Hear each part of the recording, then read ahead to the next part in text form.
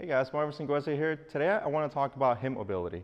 And I have a friend with me, one of my students, Melissa. She's going to be demonstrating an exercise called mountain climbers, which is meant to open up the hip area, so create more range of motion. But let's talk about what hip mobility is real quick. So when we're talking about hip mobility, let's talk about pelvic mobility as well. Golfers tend to confuse those two. If I have a student in front of me and I ask him to show me a backswing with proper hip rotation, what I see more often than not is they'll show me this motion here. They'll turn everything together. Pelvis turns at the same time with the upper body. There's no lower body, upper body separation going on. There's no X factor. What I like to see instead is proper hip rotation during the backswing. What is hip rotation? Hip rotation is basically this motion here.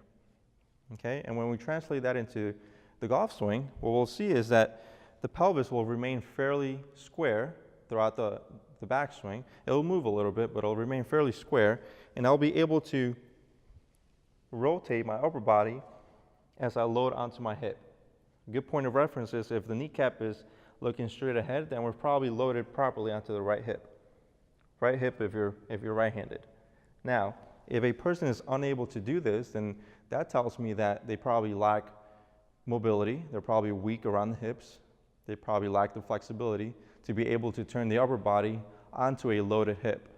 What we'll see usually is what I demonstrated earlier, that they'll just let the pelvis turn with the upper body. Unfortunately, this sets them up in a very weak position. Kneecap will be looking somewhere in that direction. The leg will straighten up most of the time. Upper body will sometimes lean towards the target. A very weak position to be at the top of your swing. So instead of allowing that to happen, what we like to do is address whatever weaknesses the person might have around the hips and see what we can do about it. So Melissa will be demonstrating some mountain climbers, a very simple exercise you guys can do that will help you create some range of motion around the hips. Not only will this help you during your backswing, but also during your follow through. So let's take a look at it. So we want to get into what would traditionally be a plank position to start off. The first move will be the right knee working towards the right elbow, very slowly creating as much range of motion as we can in the hip flexors. Then you repeat the same thing with the other leg, left knee towards the left elbow.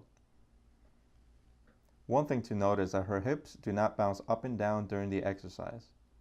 We're also getting a core and arm workout, creating full body tension and allowing us to dial into the ground and hit pretty much every muscle. Just a great exercise overall. All right guys, so there you have it, a simple exercise you guys can do to help improve range of motion around the hips. Not only will it help you during your backswing, but also during your follow through. So Melissa, thank you for that again. And until next time guys, hit them well.